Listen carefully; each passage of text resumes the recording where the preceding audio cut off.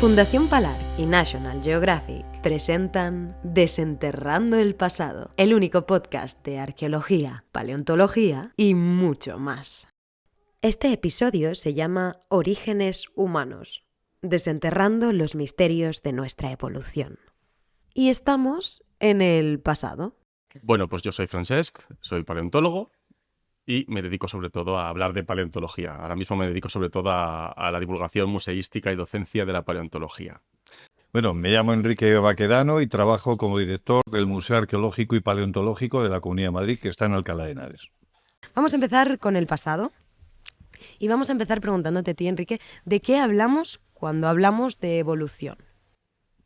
Bueno, hay dos evoluciones distintas. Una es la que llamamos evolución biológica y que es el fenómeno, el proceso que intenta explicarnos lo que sucede desde que aparecieron las primeras bacterias en la faz de la Tierra hasta que aparecen los homininos. Esto es la evolución biológica, pero luego hay otro aspecto que es la evolución cultural, ¿no? Y ahí tiene que ver desde, es algo específico, único y exclusivo en principio de los homininos, y hay que decir que es una carrera que comienza hace 2,6 millones de años con las primeras herramientas líticas, con los primeros chopping tool, con unos cantos trabajados por los últimos australopitecos o muy probablemente por los primeros Homo habilis, y que termina con la inteligencia artificial y veremos si va más allá o no. ¿Se vienen cositas? Se vienen cositas. Se vienen cositas. Bien, muchas gracias. ¿De qué hablamos? Has mencionado estos homininos. ¿De qué hablamos cuando hablamos de homininos? Hablamos de un grupo de primates que hace entre 7 y 4 millones de años les dio por empezar a dejar las selvas, las lauriselvas, para adentrarse en las sabanas húmedas y comenzar la carrera de la evolución humana y llegar a convertirnos en lo que hoy somos. Pomposamente nos autodenominamos como Homo sapiens y bueno, yo creo que somos sapiens, pero no del todo. Y unos más que otros. Ahora. Eso es. Yo soy menos sapiens que otros, también te lo digo. ¿Y cuántos tipos de homininos hay? O sea, ¿cómo sería esta...? Pues existen muchas especies, depende a qué paleoantropólogo se lo preguntes. Hay algunos que tienden más a ampliar el abanico de lo que se considera que es una especie, y por lo tanto especies habría muy pocas, y hay algunos que te dirían que 4 o 5 en total, y sin embargo hay algunas personas que a cualquier modificación anatómica o morfológica lo consideran una especie distinta, y por lo tanto te hablarían de muchas especies. Uh-huh. Entonces no hay un consenso claro de cómo diferenciar esas especies. No solo no hay un consenso, sino que todos hay mucha tenemos discusión. Nuestra propia árbol evolutivo, nuestro propio árbol filogenético, y por lo tanto, claro, esto es motivo de permanente discusión todos los días, mucho rato. Muy bien, o sea, ahí hay Si ya hay discusión con otros grupos, en los dinosaurios hay mucha discusión sobre qué es la misma especie o no. Imagínate cuando es nuestra propia familia. Claro. Ahí ya te envalentonas, es como cuando alguien critica a tu pueblo. Claro, ahí hay mucho, sí. Y ¿cómo? A esto os lo voy a preguntar a los dos. En tu opinión, en tu juicio de experto, ¿cómo diferencias una especie de otra? Bueno, ese es un concepto que ahora mismo está en debate, porque hasta que se empezó a trabajar con la paleogenética y en los trabajos con ADN, con ácido desoxirribonucleico, pues la diferencia se establecía sobre la base de unas morfologías distintas, un comportamiento distinto y sobre todo la incapacidad para cruzarse con descendencia. Era lo que se interpretaba, que era exactamente una especie, lo que delimitaba una especie de otra, pero eso ya no es así. Eso es muchísimo más complejo. Sin ir más lejos, aplicado a nuestra especie, pues hay que decir que se consideraba que neandertales y cromañones o humanos anatómicamente modernos, los sapiens, éramos especies muy distintas, en consecuencia no nos podíamos cruzar con descendencia, y sin embargo, pues ahora lo que nos dice la paleogenética es que sí, y que nosotros, pues los neandertales están parcialmente al menos diluidos en nuestra corriente genética, y tenemos entre un 2,5 y un 4% de componente de composición genética neandertal. De ahí que algunos seamos más o menos sapiens, ¿no? Exacto. Bien, ¿y qué considerarías tú una especie? ¿Cómo diferenciarías, en tu opinión, de eso? En mi caso, nos vamos a animales ya más alejados, ¿no? de los que estamos acostumbrados a ver, y normalmente tenemos un registro mucho más fragmentario. Es verdad que, como decía Enrique, muchos colegas, que a la mínima que hay una característica diferente, tienden a considerarlo lo que llamamos nosotros una tapomorfía y definir una especie nueva. Pero yo siempre soy de los que son un poco críticos y pienso, si encontráramos más ejemplares, ¿cómo de seguros estamos de que esto no es variabilidad? Porque nosotros no somos todos iguales, nuestros esqueletos no son iguales. Así que yo soy bastante de los escépticos, de los que creo que hay menos especies de las que se definen. Pones a verlo ahí, son posturas. Me gusta. Esto es como, ¿no? Definirse políticamente. De golpe ahí hay mucho lío. Bien, esta evolución humana, que antes lo has perfilado un poco, tendría una forma de escalera, de árbol, es ascendente, siempre el que viene después mejora al anterior, ¿cómo Bueno, yo se creo que organiza? sería más como un árbol, más que como una escalera. Desde luego, como una escalera no lo es. Y además, un árbol con ramas que algunas se paran y se truncan y no dejan descendencia, como es el grupo, por ejemplo, de los parantropos, ¿no? Bien, ¿cómo funcionan las extinciones? Hemos oído tanto la palabra extinción, ahora la estamos oyendo mucho como una especie de amenaza latente, ¿no? La extinción. ¿Cómo funciona la extinción? ¿Es un proceso unitario? ¿Es un proceso claro, cerrado? ¿O hay muchísima diversidad de posibilidades? La que me preguntan con más frecuencia es por qué se extinguieron los neandertales. Esto me lo Esa era otra preguntan pregunta. todas las mañanas varias veces. Todas las mañanas te preguntan por qué. Y llevo qué muchos día es. años explicando que las extinciones habitualmente, salvo situaciones como lo que se produjo con los dinosaurios, son por varias razones, por la conjunción de varias circunstancias. Desde luego la presencia de los cromañones en Europa, pero muy probablemente los cambios climáticos también que se producen a finales del Pleistoceno superior y bueno, todo aquello que tiene que ver con el acceso a los grandes cazaderos, a las manadas, incluso probablemente también el hecho de que los cromañones, que eran los primeros africanos que llegan a Europa, traigan algunas enfermedades, etcétera, etcétera. Pero extinciones de especies hay continuamente. Yo creo que de hecho en el planeta actualmente probablemente todos los días se esté produciendo alguna extinción. Tenemos una extinción constante, que igual que la muerte es parte de la vida, que se nos dice desde niños, la extinción forma parte de la historia de la vida sobre la Tierra. Y hay extinción de fondo, hay extinciones en masa, y tampoco entenderíamos, no entendemos la historia de la vida en la Tierra y las grandes radiaciones adaptativas sin que haya extinciones de por medio también. Entonces, ¿Cómo les llaman a las grandes? grandes radiaciones adaptativas es cuando después de una extinción precisamente florece la vida de nuevo y los nichos ecológicos que se habían quedado vacíos vuelven a ser ocupados por especies nuevas. Entonces hace falta una extinción en masa para que eso también ocurra. Entonces es todo parte del mismo proceso.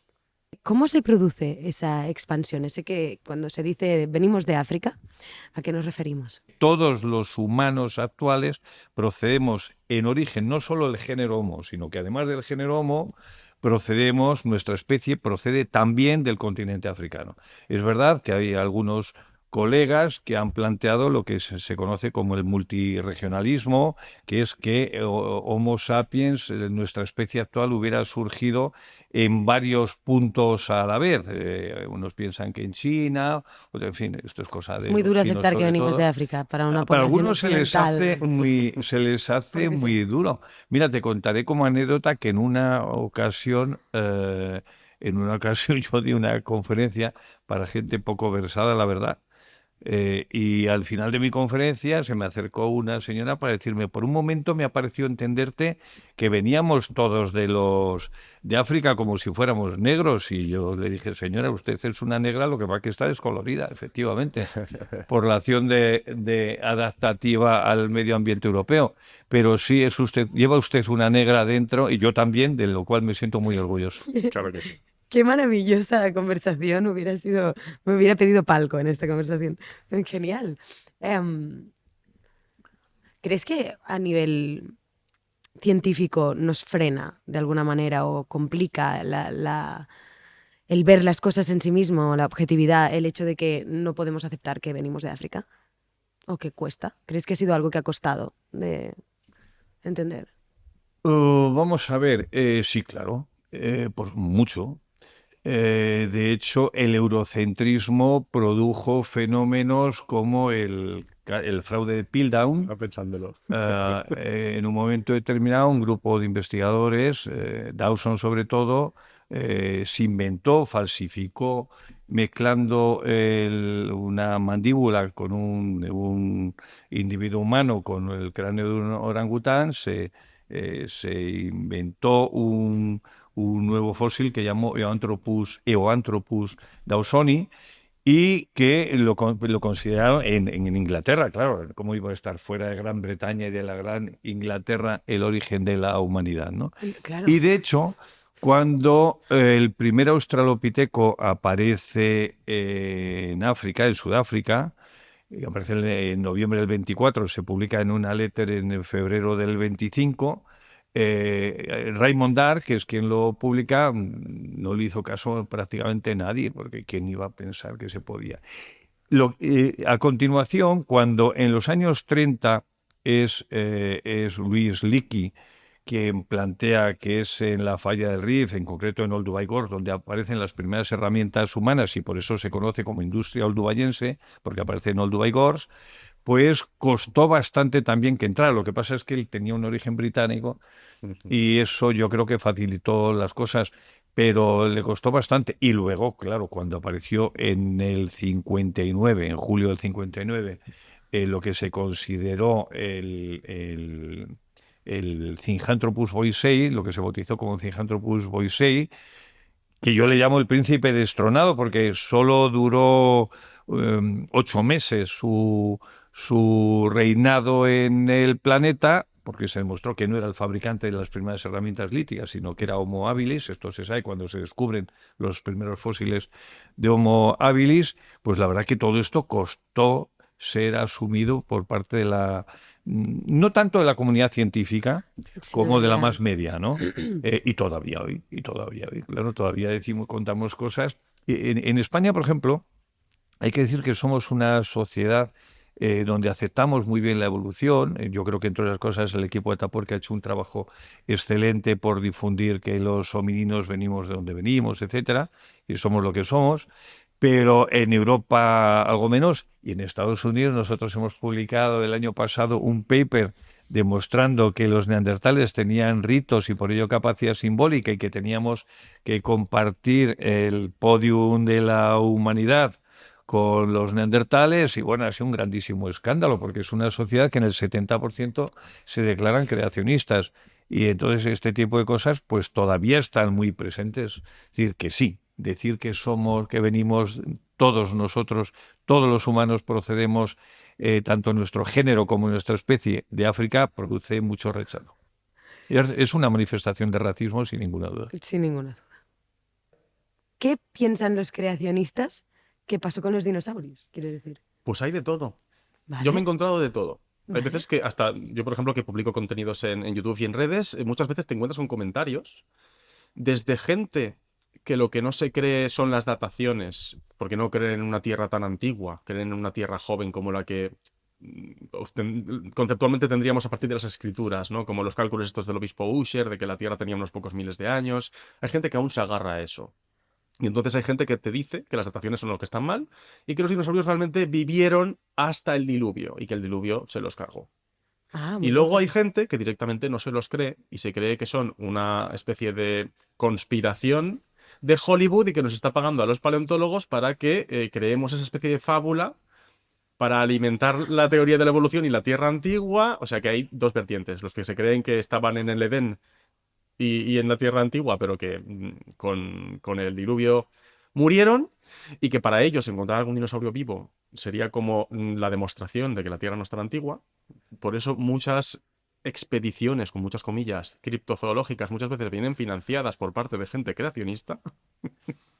Porque si se encontrara un dinosaurio vivo no sé dónde, sería la demostración de que la evolución es mentira. Es como, no, sería... Pues vete a un corral que tengas antes. Claro, es en plan de, pues te estoy diciendo yo que si miras hacia arriba o hacia abajo igual te encuentras un montón de dinosaurios, pero ese es otro tema, ¿no? Porque No hay manera, no hay manera. no hay manera. No se puede. Vale, Bueno, genial. pero Francesc, confiesa que Spielberg os compra para que digáis que Mira, los dinosaurios... ojalá, Esto ahora que no ojalá. nos oye nadie... Ahora que no nos oye contadlo nadie, aquí. ojalá, porque viviría mucho mejor. O sea, esto de contar cada euro para final de mes, ay, a ver si me llega para la comida del perro. Es que no me ha llegado, no me ha llegado la paga de Spielberg, la paguita, no me ha llegado. Bueno, si te paga Spielberg, avísanos, porque Exacto. yo tal vez me Yo hago reparto. paleontóloga. Si me pagas Paso Spielberg, de la reparto. antropología a la Perdonad esta paleontología. broma que he hecho, pero es que yo No, no por puedo tomarme en serio este tipo de No. Es que no de es- actitudes. es que Me no. cuesta un esfuerzo tremendo.